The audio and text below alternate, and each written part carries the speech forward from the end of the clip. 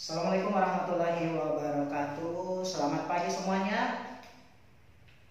Bagaimana kabarnya semuanya? Baik ya? Nah, saya harap semuanya baik ya. Bagaimana tadi malam? Begadang atau tidak? Saya harap tidak begadang ya, supaya pagi hari ini kita bisa melanjutkan pembelajaran kita.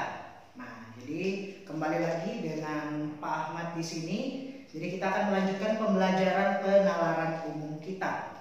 Nah, kalau masih diingat, pekan sebelumnya itu kita sudah membahas tentang macam-macam penalaran umum apa saja. Nah, sebelumnya itu sudah diperkenalkan bahwa di penalaran umum itu kita memiliki 3 pembagian soal, yaitu ada penalaran induktif, penalaran deduktif, dan penalaran kuantitatif. Nah, sebelumnya kita sudah membahas tentang penalaran induktif, yaitu di mana penalaran induktif adalah model soal pada penalaran umum di mana kita diminta untuk menilai suatu pernyataan berdasarkan bacaan. Nah, di mana kita biasanya bisa menilai bacaan tersebut. Jadi untuk induktif kita bisa menilai bacaan tersebut apakah dia pernyataan itu pasti benar atau pernyataan itu pasti salah. Oke? Atau mungkin juga kita diminta untuk menilai apakah pernyataan itu memperkuat atau memperlemah. Oke, seperti itu. Nah, sekarang pada hari ini kita akan membahas membahas 2 soal tentang penalaran induktif ini. Nah, kita lihat dulu di soalnya. Di sini dikatakan bahwa komputer tablet adalah perangkat modern yang mengadopsi sistem komputer. Oke, jadi di sini katanya komputer tablet ini dia mengadopsi sistem komputer. Nah, artinya dia bisa menggantikan komputer di sini atau bisa melakukan pekerjaan komputer. Nah, jadi melakukan pekerjaan komputer. Nah, di mana ciri khasnya adalah dia bisa melakukan aktivitas berpindah-pindah. Di mana kalau komputer kan sulit untuk berpindah-pindah. Terus pada saat yang bersamaan pengguna dapat mengakses. Nah, tapi pada saat yang sama pengguna harus mengakses komputer. Manfaat lain dari komputer tersebut adalah bisa dilihat pada dunia bisnis, yaitu digunakan pada usaha retail dan perusahaan penyedia jasa, di mana komputer tablet ini katanya digunakan sebagai media pencatat barang jasa ketika konsumen memesan barang. Nah, jadi ini poin-poin penting yang bisa kita dapat. Terus yang diminta di sini adalah kita diminta untuk mencari mana pernyataan yang memperlemah dan mana pernyataan yang tidak memperlemah. Jadi ingat, ketika kita ditanya untuk mencari pernyataan yang memperlemah atau tidak memperlemah, cukup kita mencari pernyataan yang memperlemah saja. Sedangkan yang lainnya itu berarti masuk dalam tidak memperlemah. Tapi ingat ya, tidak memperlemah belum tentu memperkuat. Bisa saja tidak memperlemah itu adalah pernyataan yang memang tidak dibahas di dalam soal. Oke? Nah, itu diingat. Jadi ketika kita mau mengerjakan soal menanyakan tentang pernyataan memperlemah dan tidak memperlemah, berarti cukup cari saja mana pernyataan yang memperlemah saja. Nah, pernyataan memperlemah itu apa? Pernyataan memperlemah berarti pernyataan yang bertolak belakang. Nah, jadi memperlemah itu berarti yang bertolak belakang. Oke, memperlemah berarti yang bertolak belakang dengan bacaannya. Oke, nah kita lihat. Komputer tablet mempunyai fungsi lengkap dengan harga mahal. Komputer tablet mempunyai fungsi lengkap tapi harganya mahal. Berarti dia masuk dalam memperlemah atau memperlemah atau tidak? Oh, berarti dia masuk dalam memperlemah. Nah, jadi memperlemah gitu. Terus fungsi komputer tablet tidak bisa menggantikan komputer pada usaha retail. Nah, katanya tidak bisa menggantikan. Nah, jadi katanya dia tidak bisa menggantikan, berarti ini masuk dalam. Jadi ini bukan di sini di teks itu dia bilang di sini tidak ada keterangan yang mengatakan bahwa dia menggantikan, tetapi di teks hanya mengatakan bahwa komputer tablet itu bisa digunakan, tapi bukan menggantikan. Maka ini masuk ke tidak memperlemah. Oke.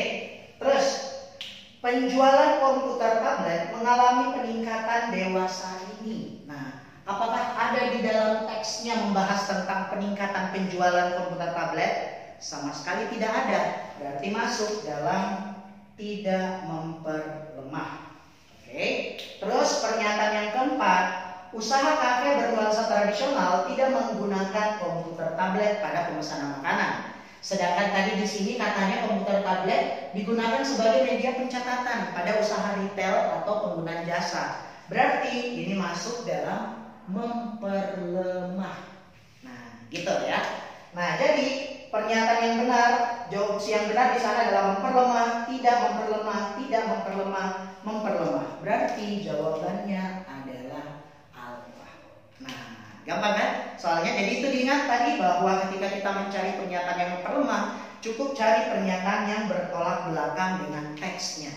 Tetapi untuk yang tidak dibahas di dalam teks itu masuk dalam tidak memperlemah, atau kalau dia informasinya sesuai berarti itu juga masuk tidak memperlemah. Oke, itu untuk pembahasan nomor 1. Oke, sekarang kita lanjutkan lagi ke soal yang kedua.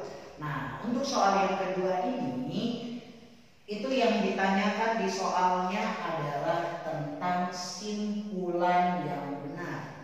Nah, kalau kita bicara tentang simpulan, berarti kita bicara jenis soal penalaran umum yang kedua, yaitu tentang deduktif. Nah, jadi kalau deduktif itu biasanya kita akan mendapat model soal di mana kita diminta untuk mencari simpulan dari pernyataan yang telah diberikan. Baik pernyataannya itu dalam bentuk poin-poin atau pernyataannya itu ada di dalam wacana. Nah, kalau kita lihat di soal nomor 2 ini, itu dia soalnya dalam bentuk wacana. Katanya, data Badan Pusat Statistik menunjukkan bahwa gula merupakan komoditas pangan dengan konsumsi tertinggi di Indonesia. Padahal tingginya konsumsi gula menyebabkan peningkatan penyakit diabetes. Oke, katanya tingginya konsumsi gula menyebabkan peningkatan penyakit diabetes. Itu pernyataan pertama yang bisa kita dapat dalam bacaan untuk mencari kesimpulan. Terus yang berikutnya adalah katanya minuman manis sedikit digemari masyarakat apabila konsumsi gulanya rendah. Oke, jadi di bacaan kita memiliki 2 pernyataan. Oke, jadi di bacaan kita memiliki 2 pernyataan. Misalkan saya ambil saja pernyataan P itu adalah tinggi konsumsi gula. Sedangkan Q itu adalah peningkatan diabetes.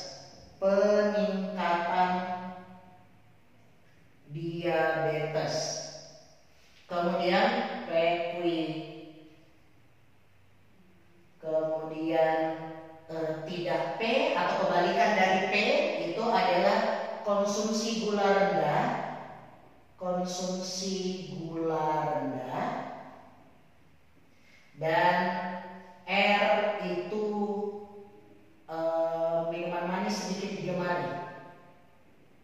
minuman manis sedikit digemari.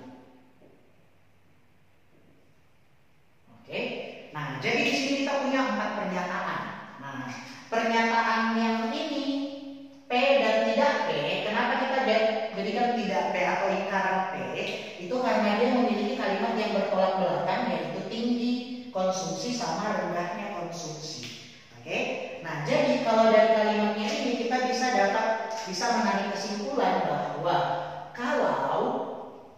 jadi di sini kita bisa menarik kesimpulan bahwa kalau tinggi konsumsi gula Kalau tinggi konsumsi gula berarti bisa menyebabkan diabetes.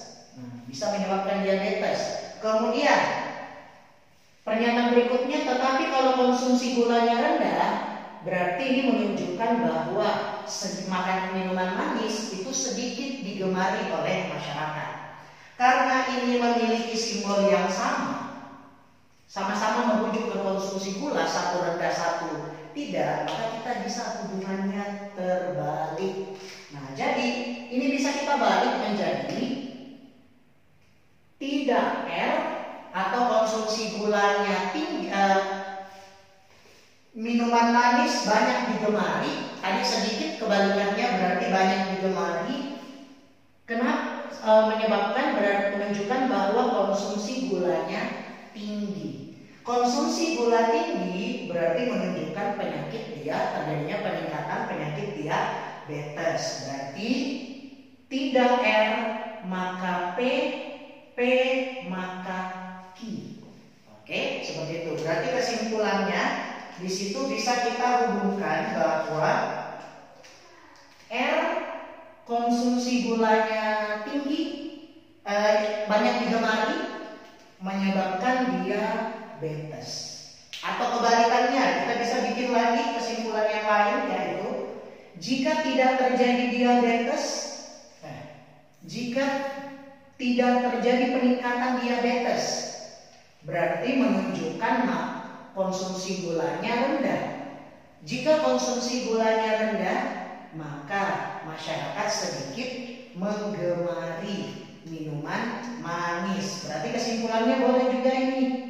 Nah, sekarang kita cek mana pernyataan yang sesuai. Kita lihat yang A. Konsumsi gula mengalami penurunan apabila penderita diabetes. Jadi katanya kalau penderita diabetesnya berkurang, maka konsumsi gulanya berkurang. Maka pernyataannya kurang tepat. Kenapa? Karena belum mengambil keseluruhan pernyataan yang tersedia. Oke. Terus penderita diabetes berkurang ketika sedikit minuman manis yang dijual. Jadi katanya sedikit minuman manis yang dijual. Ini jelas pernyataannya salah. Karena tadi kita tidak membahas tentang penjualan minuman manis, tapi kita bahas tentang minuman manis yang digemari. Nah, terus banyaknya minuman manis yang dijual. Nah, kembali lagi salah. Dijual. Delta, peningkatan penyakit diabetes diakibatkan minuman manis yang banyak digemari. Jadi, jika banyak masyarakat yang menggemari minuman manis, maka akan terjadi diabetes. Nah, ini tadi kan ada dua pernyataan yang kita dapat kesimpulannya. Nah, jadi katanya kalau banyak yang menggemari, maka akan terjadi peningkatan diabetes. Pernyataannya benar atau salah? Bagaimana anak-anak? Iya, betul, benar. Kenapa bisa benar? Karena sesuai dengan pernyataan yang pertama tadi, kesimpulan pertama yang kita dapat. Oke? Dan jelas pasti yang error salah. Banyaknya minuman manis yang digemari mengakibatkan tingginya konsumsi gula. Iya, sesuai, tapi sayangnya tidak cocok untuk kesimpulan. Sama kayak opsi A tadi, belum mengambil keseluruhan pernyataannya. Gitu ya. Nah, jadi gampang ya untuk dua soal tadi yang kita bahas. Yang pertama tadi membahas tentang induktif, penalaran induktif. Kemudian yang kedua membahas tentang penalaran deduktif. Oke. Nah, jadi itu saja dulu yang kita bisa bahas dalam pertemuan kita pagi hari ini. Mari kita akhiri pertemuan kita dengan doa tafakur majelis. Subhanallah wa bihamdihi, asyhadu an la ilaha illa anta, astaghfiruka wa atubu ilaik. Assalamualaikum warahmatullahi wabarakatuh.